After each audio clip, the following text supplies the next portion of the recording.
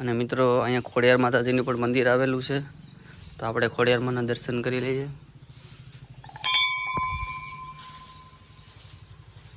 એ ખોડિયારમાં અહીંયા પણ જે ખોડિયાર માનું મંદિર છે, આ પથ્થર છે, અહીંયા પણ દર્શન કરી લો. અને મિત્રો આ નદી બહુ મોટી નદી છે, અને ચારે બાજુ નીકળ્યું જંગલ છે. અને તમે મંદિરનો નજારો કંઈક જો આ રીતનો છે. અને આની ચારે બાજુ ફૂલડા અને બગીચો ને એવું બધું છે, એટલે બહુ મસ્ત મજાનું લોકેશન છે મિત્રો. તો ચાલો આપણે જઈએ હવે. અને મિત્રો આપણે આ જંગલ ઝાડીમાં થઈ અને હવે આપણે આવ્યા છીએ ડેમ જોવા.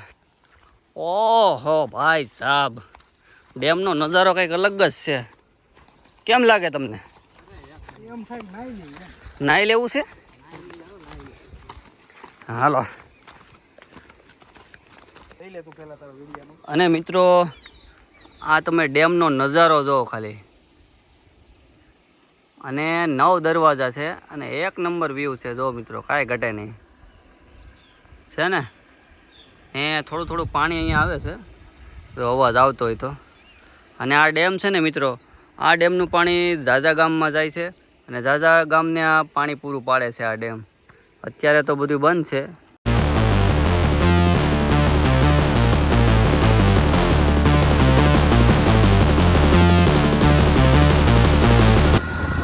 મિત્રો અમે જઈએ છીએ હવે ડેમ ઉપર. ડેમનો રસ્તો પાછો અહીંથી કંઈક અલગ છે.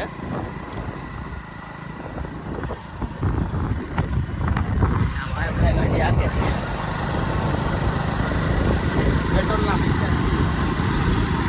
ભાઈ છે ને, પેટ્રોલના પૈસા માંગે છે. તમે મારા વિડીયોને એટલો શેર કરો ને કે આ ભાઈ પેટ્રોલના પૈસા માંગતો બંધ થઈ જાય. આપણે મફતમાં બધે આવો. હા. અને મિત્રો જો ડેમ, અને મિત્રો જો તમે ખાલી ડેમનો નજારો જો છે ને, એકદમ મસ્ત મજાનો. અને ડુંગરની વચ્ચે આવેલું છે. હાલો આપણે જવાનું છે અહીંથી અંદર. ડેલો ખુલી ગયો છે, હવે જઈએ અંદર.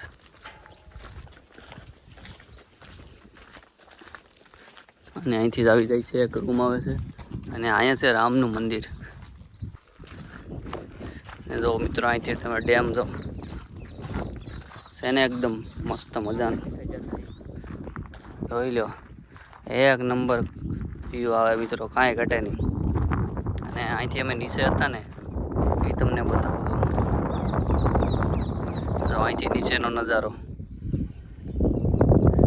અને આ જગ્યા ઉપર આપણે હતા નીચે મંદિરે, અને હવે આ છે ડેમ. મુલ્લા બોલે છે. અને આ રીતનો ડેમ છે મિત્રો. અને અહીંથી તમે નદીનો નજારો જો મિત્રો, એકદમ રૌદ્ર સ્વરૂપ છે આ નદીનું. કારણ કે અત્યારે તો પાણી બંધ છે મિત્રો, નકર પાણી જાતું હોય ને તો કાંઈ ઘટે નહીં એવો નજારો આવે.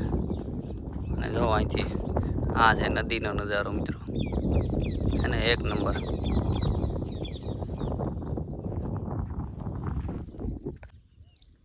તો મિત્રો આ ડેમ અને સામળિયા મહાદેવના દર્શન કરી અને તમને કેવું લાગ્યું જરાક મને કોમેન્ટમાં જણાવજો.